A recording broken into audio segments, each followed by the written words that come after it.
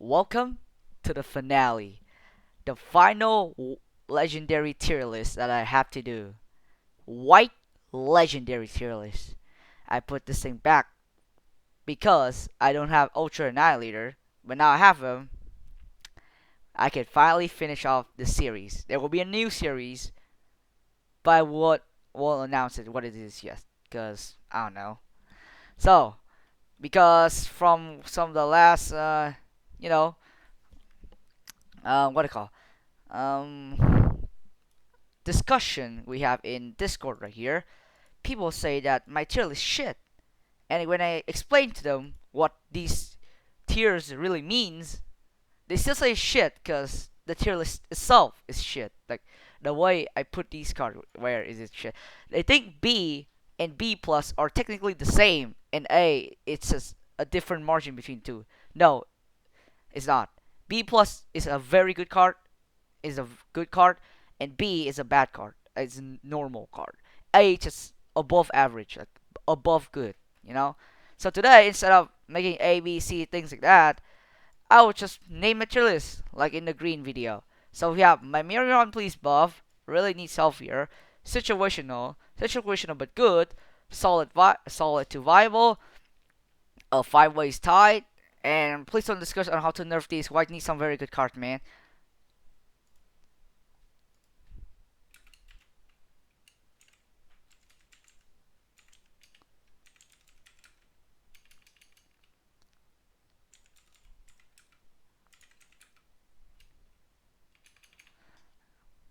Can't say that. Okay, so we will start. We will follow some of the last later video.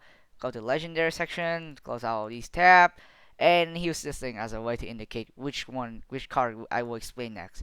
So look at the tier list for like a few seconds. Think. I'll give you guys 4 seconds. 1, 2, 3, 4. Okay, done.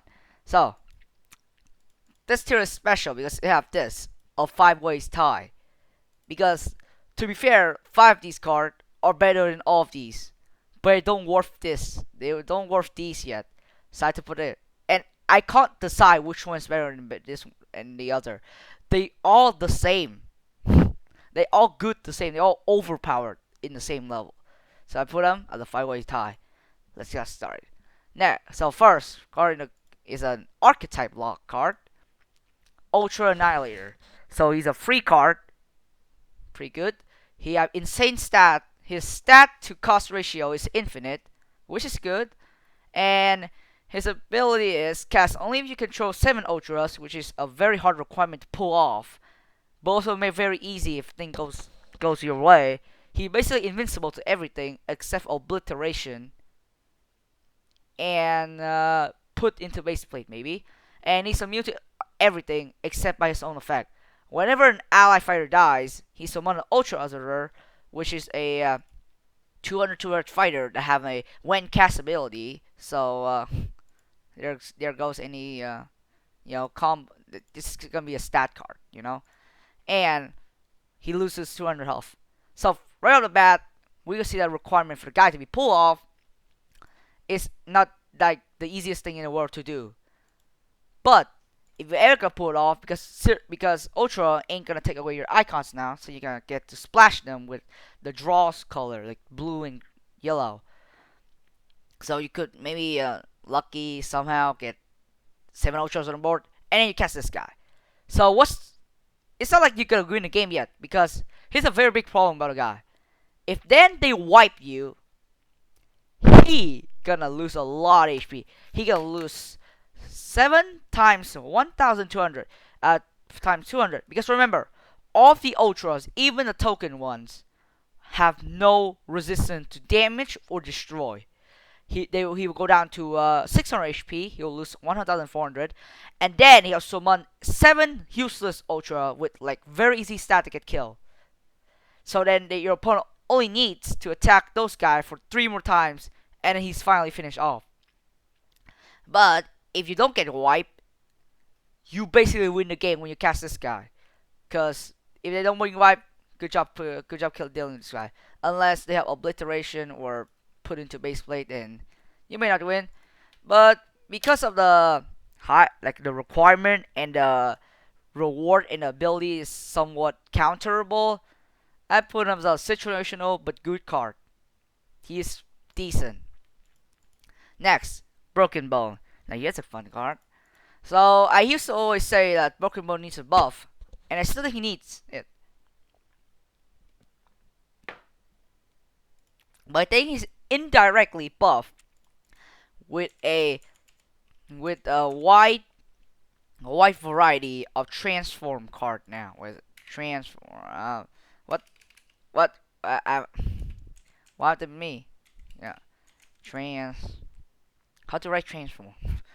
Um, yeah, transform. Oh, I transform. Okay, it's transform. With a wide variety of transform cards being added to the game, with cards like Survivors, the archetype itself, he actually become a lot better. Like a lot better, because he could. First of all, let's just look at him as a card first. Let's just look at him guy as a card. It's not too be fast. Broken Bone. He's a free card, 450, 450 power stat line. Cast this card for free. So basically, they just explain his ability. And at the end of your turn, you lose 5 colorless stuff. So right off the bat, unlike Ultra Annihilator, if you look at the cost and a stat, it's also cost to stat ratio is also infinite. But then you look at ability, he's technically a 5 cost white 450 450 vanilla card. It's extremely bad, extremely garbage of a card if you look at it that way.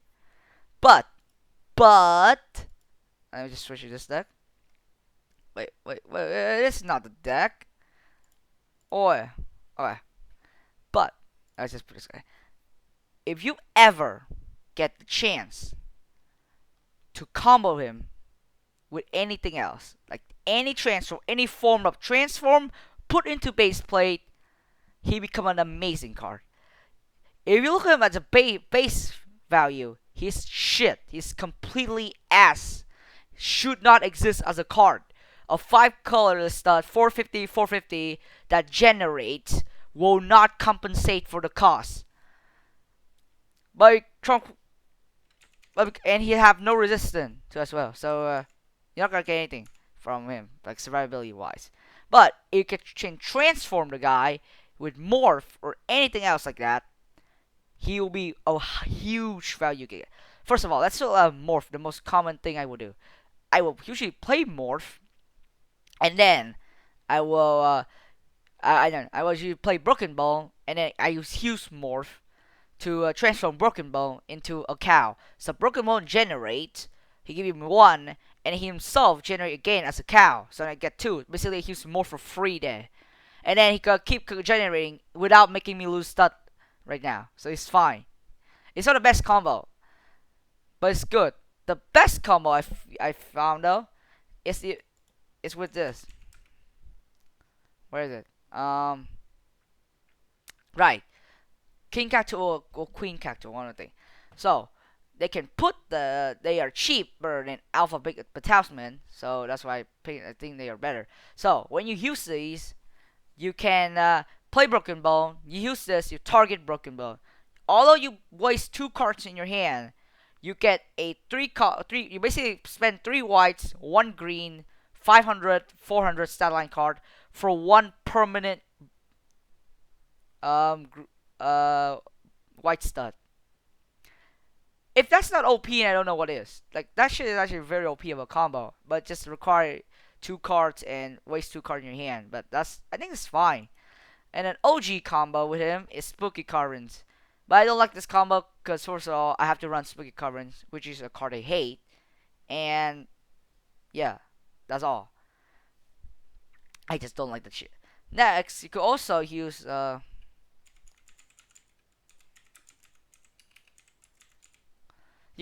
this incredibly friendly and helpful devil to summon him on your opponent's side. Because he is a summon, not a cast, so he's not gonna get unlocked when the start their turn begins.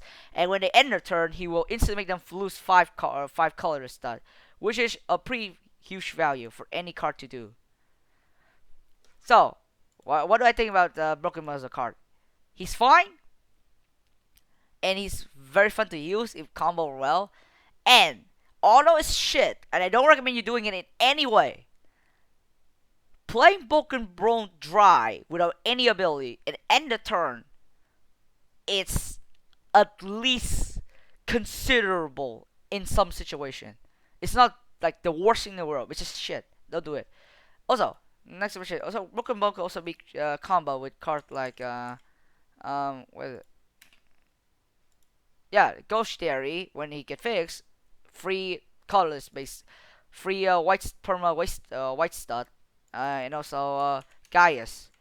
Because see, you play Gaius for free, right? You basically, I know not for free. You play him for free. He doesn't take away your icon yet. It's not a win cast. It's a win end the turn. So you can use the remaining white you have after casting the guy, which is free, to use to cast whatever Gaius give you out of the card itself, out of the guy. So it's actually pretty good.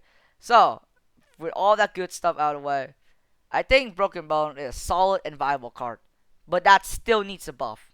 He still needs a tiny buff, and I would be happy where he is. Okay, next, Witch Z. Witch Z is a card that requires work to be good. When you pull him off, he's basically the most overpowered piece of shit you ever think of. He basically, when pull off, a 1,100 damage, 1,100 health, 1,100, no, to 1,000 health, 1,000 damage, inert card. So when he dies, it doesn't matter because he's not gonna gen you anything. You could just let him die like a normal card. Basically, a beat stick at that point. Haste and draw you a card. But let's be real, you're not gonna do that most of the time. What if you only control two color or one color? If you only can control one color, I don't recommend you using him at all. But you're playing a mono color, I do recommend you using him. Cause, for example, if you play blue and yellow, right? You will get a 4/4 haste that draw a card for 3 white. That's pretty decent, not the best thing in the world. But if you play green and red, you get a 700 red, 700 stat line for 3 white in inert. That's amazing right there. But when you play like blue and red, is not that good. But blue and yellow and green is also not that good. So I recommend you, if you can use it in dual color, is red and green or blue and yellow. Don't switch between the two. But if you can, just use him to his full potential. Cast all 4 colors and make him godly. Next. Oh yeah, not next. So because of the hard requirement to be pull off, but he'd be fine in any situation. I think he's fine. Oh no. I think he's a solid viable card, a low solid viable card, but usable. Next, Soul 20. That's how it's called his name. Don't judge me. 4 white, 700, 200. Pretty okay stat. So what's the ability? During your step, Soul will give you a random arrow, colored arrow. So what are color arrow? Well, there's 4 color. There's yellow, blue, green, and red. Red is a 150 damage, cost 1 red. 150 loose power, cost 1 green. Same thing, lock for 1 turn, 1 blue. And this thing is the only thing that's mildly different, but it's still good. It's a deal 50 damage to a target fighter, and it return your card to your hand. And that card has stealth and doesn't have the ability to return more. And it's 1 yellow. So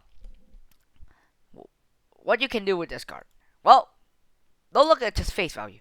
You could use discard. You could use this card to just cheat out rainbow card. You could discard the card they give you, he give you, because you can do such thing. So when you discard it, yay, I guess you got free colored arrows. I mean free colored base plate, which is good in all situations. But when you get to a point where you have stacked enough colored arrow, you start using these cards. And to be fair, for one of their respective color, they're pretty strong. Like 150 damage straight away for one red is pretty good, although it's an action. 150 power for one green is good. Lock a target fighter straight up from one turn is good, even because it is cheap. And this thing could technically kill two fighters. This is probably the worst one to get, but it's fine. Oh yeah, you could use it in a lot of ways. And Soul, if left alone, could kind of take over games or be a huge nuisance, because you know your opponent have to stock up like 10 of these cards, 10 of the like 3 of the arrows, and whatever you play probably gonna get bread real quick. And he generates, so there's actually a point of keeping him alive because he's gonna give you white and also that arrow. So because of all that, I think he's a very solid card and viable card. High solid viable card. Most solid than you. Okay, next. God. God damn it. Head helper. It's just sad, man. Like, old head helper is least interesting. This head helper, it's fine. Like, I want it to get buff, but everyone just say it's fine. Well, it's definitely not fine. 200 damage barely do anything. Well, it do, but not much. Not enough to feel like it's a worth of this golden border legendary title. I know it's cheap and it generates, but why? Why can't we buff this guy? Why can't we make him the most racist card in this game? Seriously. Why can't he just have his old ability back, but on crack? You know? Like his old ability where he do random shit when compared to a fighter. Also, not gonna, rate these king, because these thing ain't exist yet. They just release. Like, for blue, he will swap stat. For green, they show everything with 200 power or less. For red, I remember he do 200 damage. Yeah, he do 200 damage. And for wait, let's just go back. I don't want him. No. Hat. Oh, he's right here. All right, here, burr.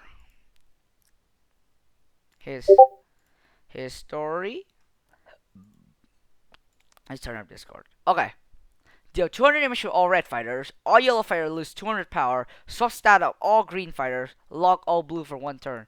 That's not how it is. Alright, this is what I wanted. When this card is cast, deal 200 to all red fighter. All blue lose 200 power. Exile all green fighter with 200 power or less. Lock all yellow fighters for 2 turns. Oh yeah, 2 turns. This is what I call a legendary card. This is what I like. He races all colors. He was so fun back then. And now just 200 damage to everything. Just meh, dude. He's just such a normal card now. It's not like this guy's even good when like he's this. He's actually one of the weaker cards. Oh yeah. And I have this reward idea. Read it. I give you some time. Okay, finish reading. So, yeah, I just don't think the rework league helps him, and he's still a bad card. But to be fair, the ability is fine, like just so fine though. He's almost down here, to be honest. But yeah, people say he's good. I don't care if he's good. He's not worth the. He's not worthy the title of legendary. If I rate a card, I want it to be an actual legendary card, not just a bullshit card like this motherfucker right here. He used to be good. Guess what he is now? He's just a piece of God, I swear too much. Oh, God. Well, because every day I just say, and I just want him to be more interesting of a card, because he sucks now.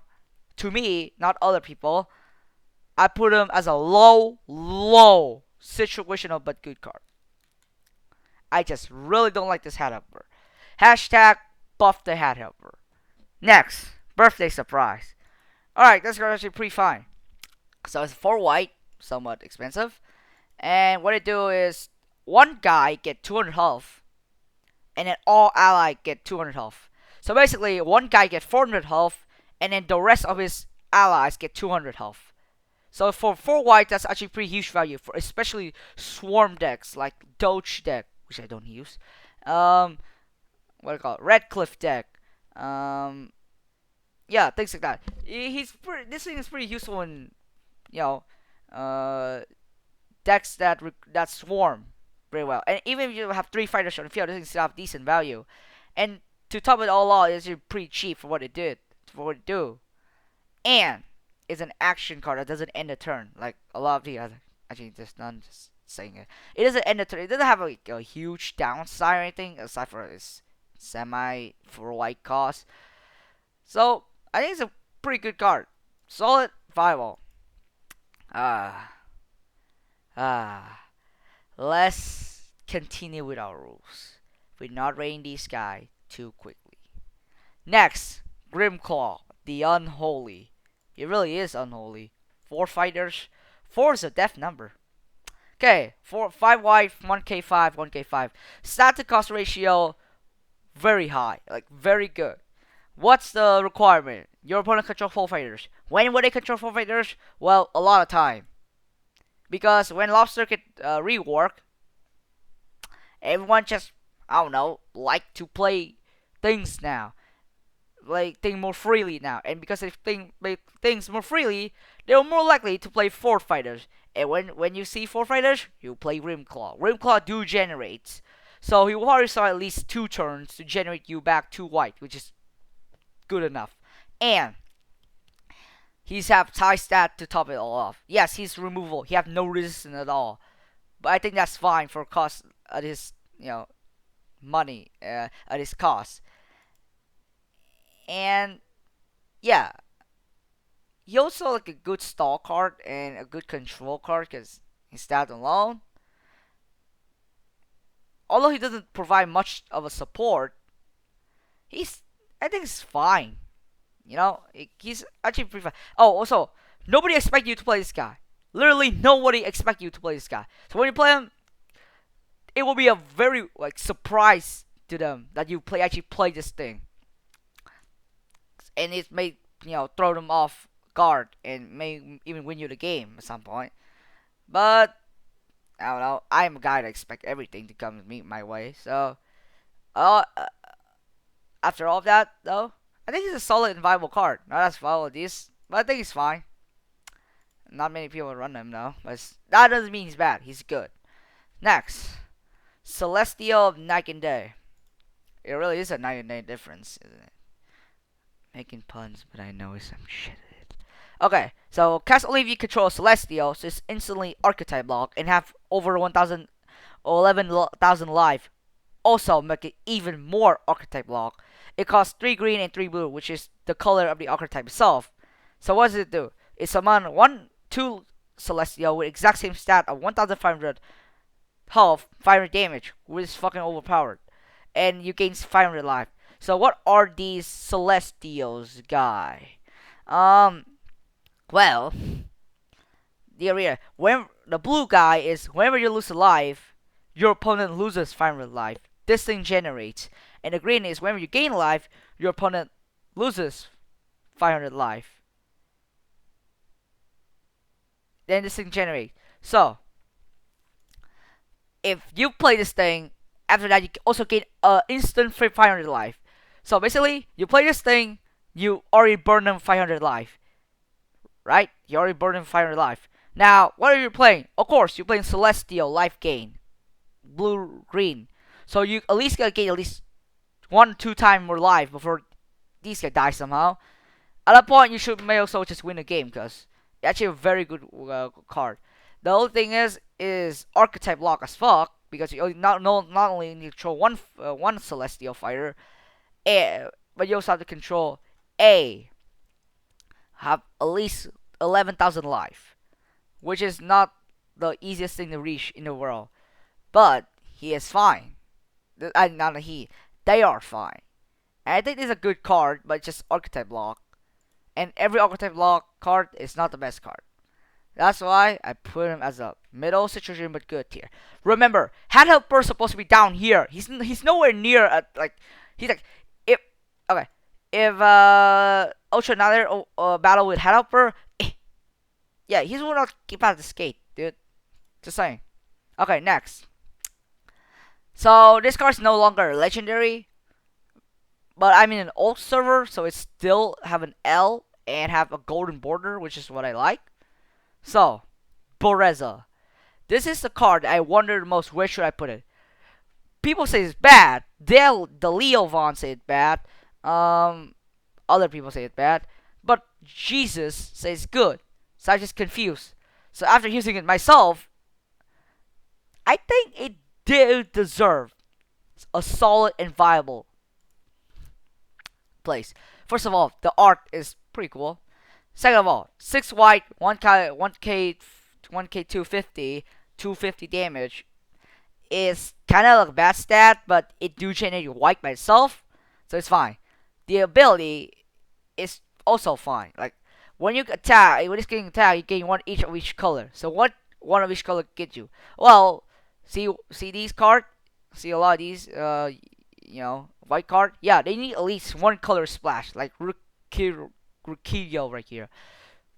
And what you can, and it's gonna give you one of each thing. So if you have enough of the white to afford this guy, he basically a free summoning, a free card that give you ability to summon most other white card, which is very good. And he also a card that for some reason people always trying to kill, although he doesn't really do anything. So he secretly have defender for some reason. So yeah, nothing else for this guy. He's a controversial card, but because of that, I put him as a low solid viable card. He's kind of down here, to be fair, but I think he deserves it. Also, he's uncommon now, so he's probably better. He's an uncommon card now, but I still make him legendary just for the heck of it. Next, Shed Let. Okay, never got his name right. Am I?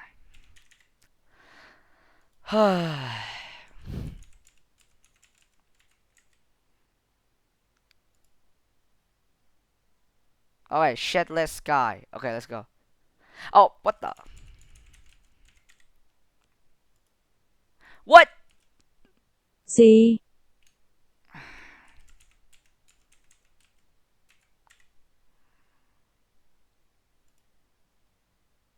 Set let's ski. Okay, let me just. Oh my god, it's cringy as fuck. Okay. Shedletsky. Shedlesky? What?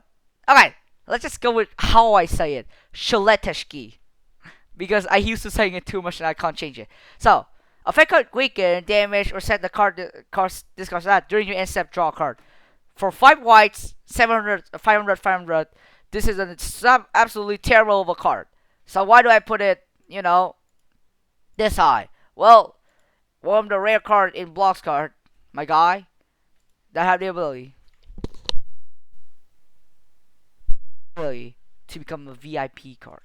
See, Shedleteshki is a VIP card because he could get transformed by limbs. Limbs are pretty cheap, and Shed can draw you more things. So what are limbs do to Shed? Well, limbs give him one of the 3 forms, one of 4 forms. Personally, I think Raging Pulse is the best form, but it's your opinion. So, each form will give him a resistance. The most useless resistance is probably, Shaleteshki, Locus of Icon. Yeah, this is probably the most useless Shed overall. Like, at least this thing, although it's milieu as fuck, like, put a nightmare. Yeah, it's a review. Like, it's kinda, it's better than this. This thing's probably trash. This thing's the second best, and this thing's probably the best in my opinion. So, oh, is that a dying noob? Yeah, that is a dying noob. Alright. So, all 3 limbs, except for red, give him 500 extra health. So, he will have a max of 2000 HP plus 500 damage from the red form. So, what to say? Red form are destroy resistant, which probably says Shed only real weaknesses because it can't be weakened, can't be damaged already. So you really need that destroyed resistance to don't get killed by cards like Banhammer.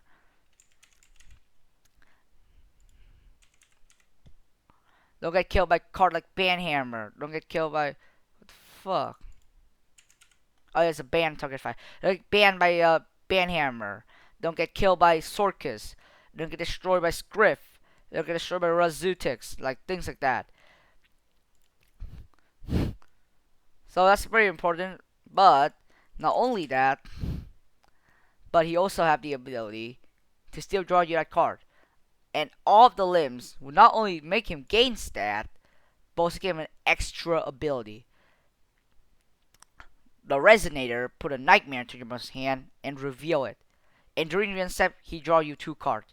So this is probably not the best form because it mill you a lot. Like it's mill you to the depth of the ocean. But it's fine.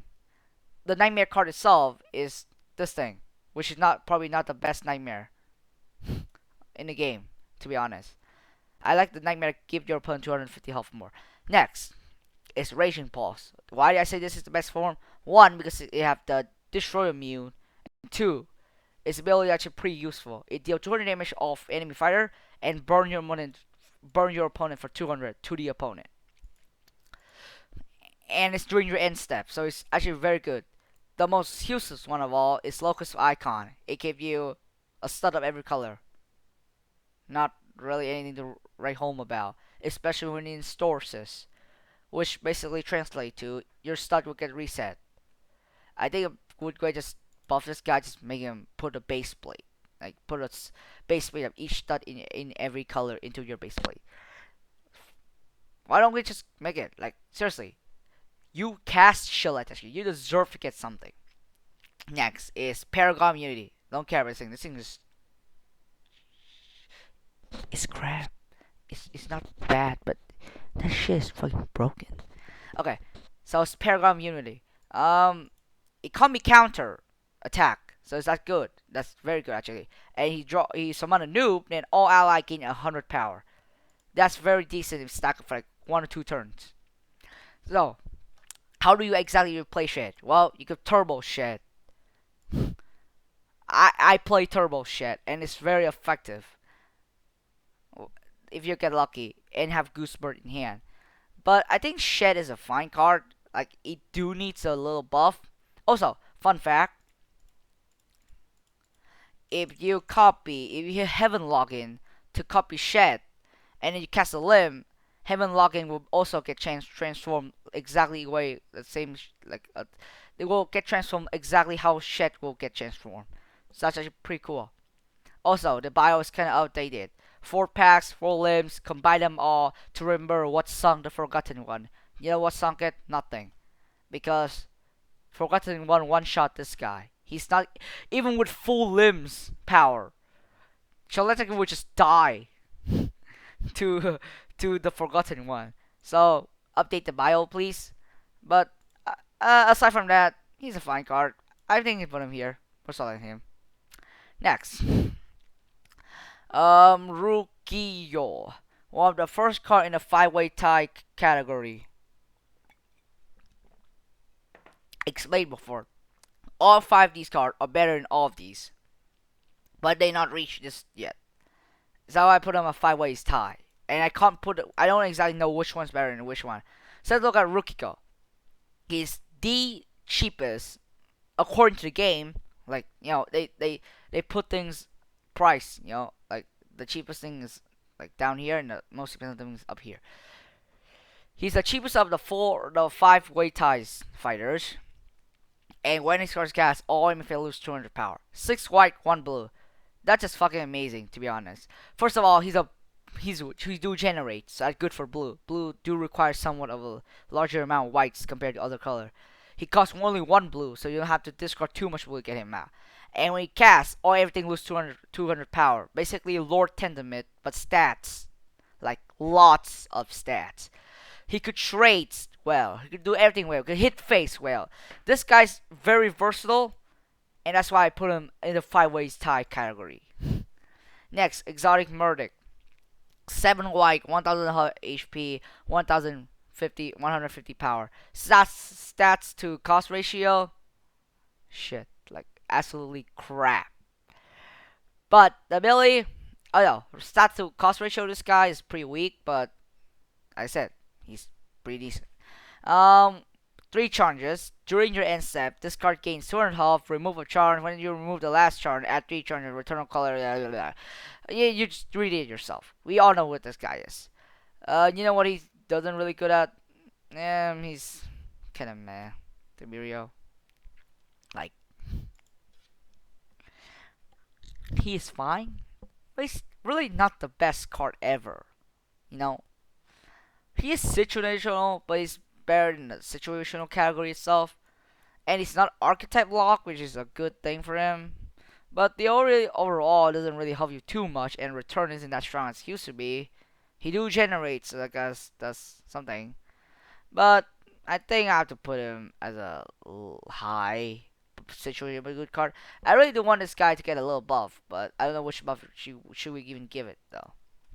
Return everything to makes your opponent triggered a lot of times.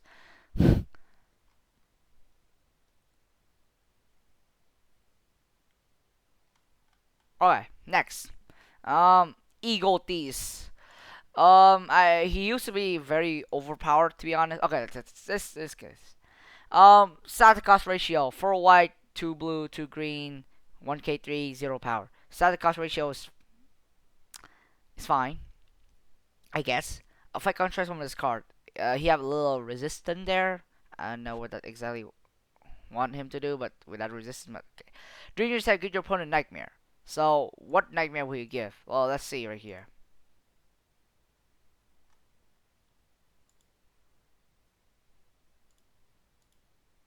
So we'll give this thing, which is bad, which is the bad nightmare card. And he himself gains 300 health. Straight up bad, he died to swap stat, which is already a big downside. But himself gained 300 power health at the end of turn really makes this guy survive a lot better. But I can't just justify myself putting him on this tier because of one very simple reason. He doesn't generate anymore. He do generate white, but he will not give you 1 green and 1 blue to help you ramp with them. And to me, it was one of the selling point of Eagletees. But because he loses it now, and to be fair, if your opponent plays card alone, they die. Like, giving your opponent nightmare isn't that hard, like isn't that bad of a deal anyways, because they also use it to manipulate your opponent, like you yourself. And he's not archetype lock, but he still is color lock pretty hard. Boreza will not like able to oh, actually pretty good card. Well, Boreza will not be able to unlock him because he'll cost more than that. He costs more than 1. But like everything else about him is fine. Just not the best card in the world. I think I'll check at Rose because people say it's very good, but I can't see myself like using him too much right now. He doesn't generate, which pretty much his downfall at this point. So I put him as the highest situation good card because he is a good card. He's just not the best. He's not comparable to these beings over here. Alright, next. Durkin the Elysian. So he's a spell. Yeah, he's an action card, trust me. And he give yourself a Splinter Genesis.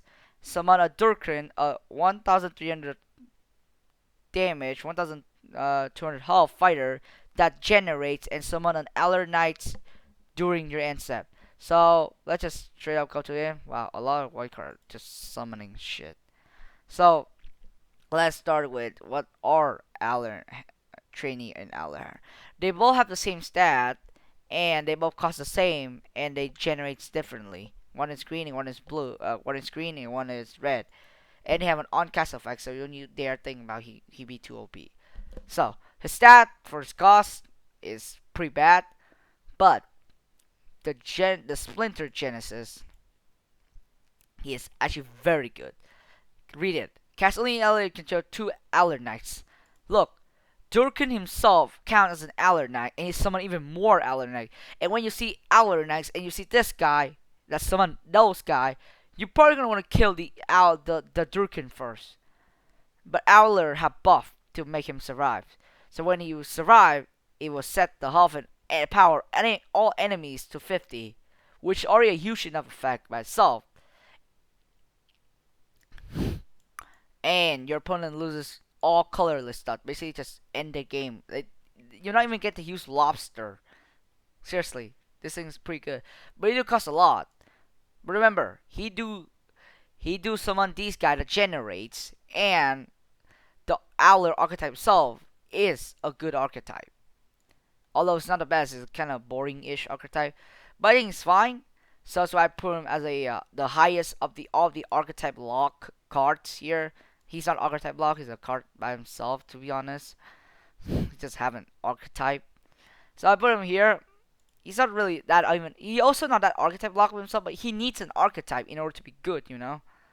He's this guy don't need even archetype. Just play him dry is fine.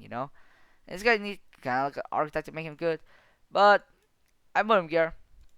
Solid card. He's not too viable in my opinion. Next, another card from the Holy Fifty, the Holy Five Ways Tie guy. Solar Crane. 8 white, 1 blue, 1500 HP, 400 damage, drink and sip, draw a card. Very simple ability. Is it effective though? Hell yeah, it is. Drawing your card, having a sustainable card draw is always good, unless fatigue or near fatiguation. But most of the time, you kind of want to kill your opponent before that's it. Unless you me, who really want to torture my opponent, then go for it. So, Solar Crane. Himself stat cost ratio is kind of normal. He's do have a very high survivability, but this damage kind of lacking a bit. But during your step draw card, like I said, is a sustainable way of drawing card, and it's unlockable with Borezas. So it's also a good way to combo Boreza with this thing. It's not the best, but it's fine. And drawing card and each turn is just very solid ability. He's pretty much better than all of these. We just like can't get past the five-way tie to become one of the S tier card. You know, he no, he's not the best. His ability too simple to even like be like one of the flashier card in the game. But he's fine. I think that's all we need. So belongs to the five-way tie card. Like I said, they are a five-way tie. There's no difference between even if I put him here, it wouldn't make a difference because this is a five-way tie. But I just like putting this guy here because he's cooler. He looks cooler. Okay, next, Wish Knight. Wish Knight. Can I just call him Wish Nate? That's how I usually call him Wish Nate. Alright, Wish Nate. 8 whites, 1 red. Straight out of the bat, an extremely expensive card. Solar Crane is so expensive. But okay, let's look at stat. 750 health and 1000 power. Stat to cost ratio is pretty decent. Okay, and they both generate, so it's good. And once attacks and destroy another, he unlocks himself and he gains 150 health. Clear one misconception out of the way. This is not a win con. He's a beat stick. So if he dies, you kind of have to let him die, I guess. But if he's a win con, you could also use a win con to some degree. So what can you use Wish Knight? Well, you could unlock him, and that will instantly make him 10 times better. But because you're playing red, you have 8 volt, which will unlock the card, and well, you could kill off all of their weak things, and then maybe use this guy to hit one of their big thing once. Or you could just let him be like the threat your opponent have to deal with by just end the turn. Your opponent will see this is Wish Knight, and next to him is Solar Crane. Which one would they rather kill? It's a very hard decision at that point.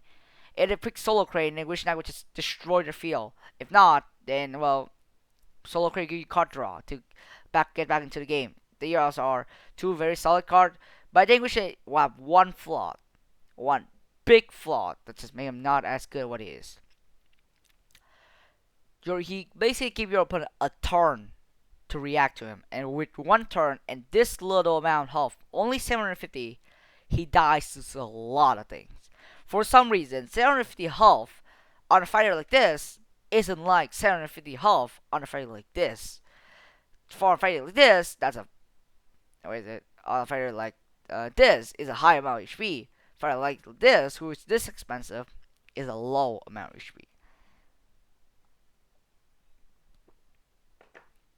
So he's very actually killable. He's very easy to counter with any remove card in the world, and he's kind of easy to die. So because of that, I think he's fine.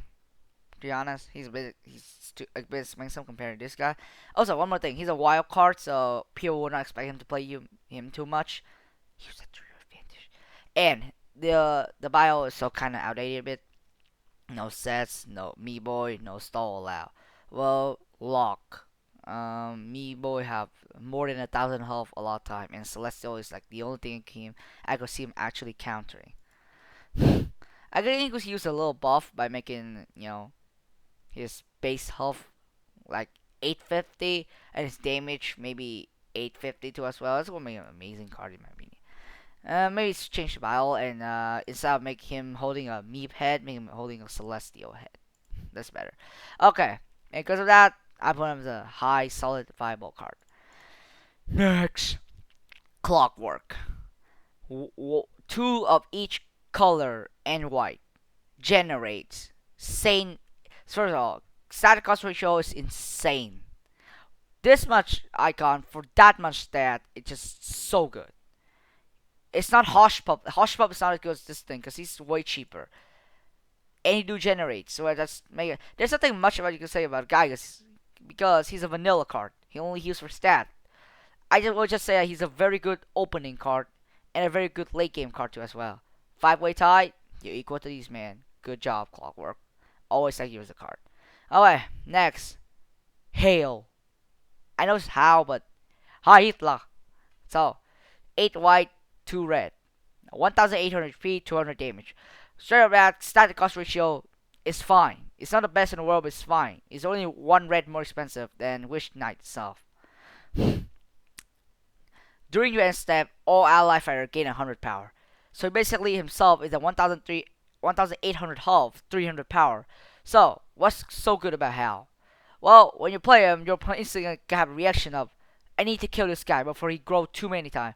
But the thing is, he have so much health that when they actually kill Hal, he will actually usually buff all the other guy to a 300 damage extra, 200 damage extra. Even 200 damage extra with Hal is just so much, so good. And he do generates to somewhat compensate for his big cost, you know? He do give you back those icons. And he's actually a very fine card overall. He's a good finisher, you know? You can use him to like a not even swarmy card, even like 2 big card, and he will be a very decent card for you to rely on. And because of that, I think Hal deserves to be in the 5-way tier, 5-way tie. He's not S tier. He is just solid enough to not be solid viable. Also, alright. Yeah, 1,800 features, a high survivability, just kind of near impossible to kill at some point. You die, to swap stat, but you know, it's not like this guy would die horribly swap stat. Okay, next, Shiro Zaru. This card he used to be very overpowered when it cost 4 white, 4 green, and 4 blue, but now it costs an extra 4 white, which kind of compensated it a bit. But to be fair, instant board state is kind of overpowered. And he do end your turn, which kind of gives your opponent a chance to answer it, which most of the time would either be they lobster you, they use wipe on you, which card like Boba hard counter Shiro Zaru. Keep that in mind. If you playing Boba and your opponent plays Shiro Zaru, just toxic chat them in the comment section and say you die, rip Shiro Zaru, hope you can come back. I will kill you now. Shiro Zaru will just die. Like to Boba. Alright, let's just see. Static cost ratio is just shit. Like this much icon for that much stats is kind of horrible. When it starts cast, if your opponent control a fighter, so your opponent must control something in order for this guy to even cast his ability, which is kind of like I don't know. It's kind of like a minor drawback. He was summoned for 400 stat lines, Spectio Souls, and put a hologram into your hand and a turn. Spectio Soul, these cards are just inert, they don't generate or do anything. So, what are hologram? Cast only control 4 Spectio Souls, so basically, you need all 4 of these guys, all 4 of his summons to survive in order to cast hologram. It would destroy all of them, give you 2 green and 2 blue icons, and then summon 4 Primordial Crow. Primordial Crow is what good with this. They are inert, and they can't be damaged or weakened. Okay, very hard to remove and really only killable with wipes. Like wipes that destroy, not wipe like lobster, because they can't be damaged. He's an 8/8, like double the stat of the Spatial Soul. So yeah, it's not, man. It isn't that overpowered. So everyone says he's overpowered. What do I think? I don't know why even sales even say he's overpowered. He's good enough to be here for me, but he's really not that overpowered. He's really much easy to kill. Just use Bobo and he's dead. And you only need to kill one Spatial Soul in order to make him 10 times less good. And he do end a turn. Even if you play 3 turns Shiro Zaru, you play the combo that require Artie, like Blazaki and him, is a very expensive combo to pull off, especially in this meta where Storces exists, and I still hate Storces, my friend, to even pull off. And to be fair, it's a very expensive card by himself. But he is an instant board state card nonetheless. Even if the Spatial Soul dies, you could just discard Hologram for free white. And himself has stat. 8/8 is a fine stat. So I do think he's good enough. He's probably the worst of the 5-ways tie, but I think he's deserved enough to be in the 5-ways tie. Here's something later. Next, Grey Gal, Grey Grenar. The art is different because he can update soon. So what we can see about Grey Gal? Well, it costs 3 of every color except white. Pretty expensive. He had 1k2 health, 1k2 power, and when his cards got all acolytes, gain 300 health and power. So instantly popped into your head that you may need to use acolyte to play this guy his most effectiveness. Well, you kind of do, but if you like want that guy, you could just play him as a dry, like you can play him as a Grim Claw, but costs less to a degree, like, and don't require exactly 4 fighters. So kind of is. And even if you acolytes, it will be a very decent buff for all the acolytes on the field, but it wouldn't be the best thing ever. And to be fair, the man is kind of like very expensive. Plus, wipe. Like come on, wipe exists. And plus,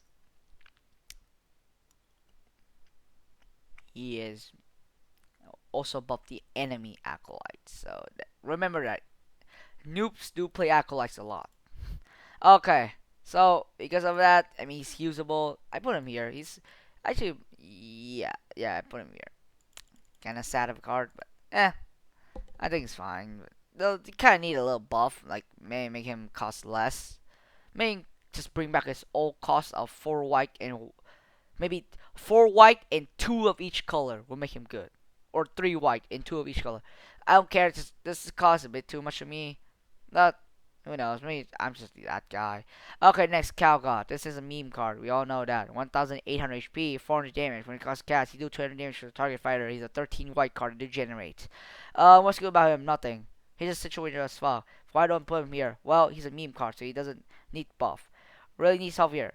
So like I said, he's a meme card, so he doesn't need buff, so I put him here. Besides, 13 white for this much stat is really not that bad. Like, not the worst thing in the world. But it is kind of bad.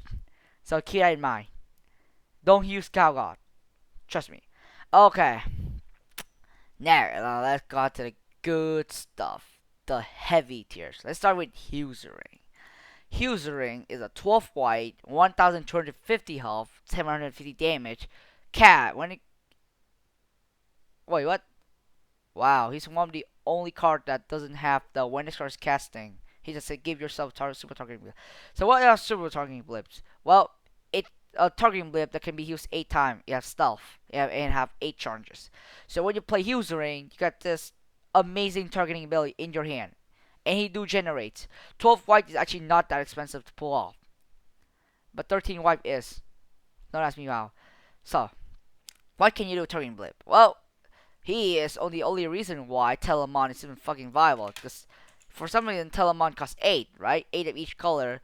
and he have 8 charges in his thing. Wow, press 8. And he's number you have 8 times, right? Exactly 8 times. What do you target to get Telemon?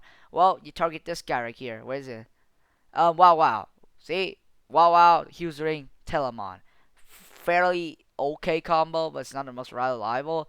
But the Super Targeting Blade is extremely versatile. It can be used in much more situations. Even plays OTK.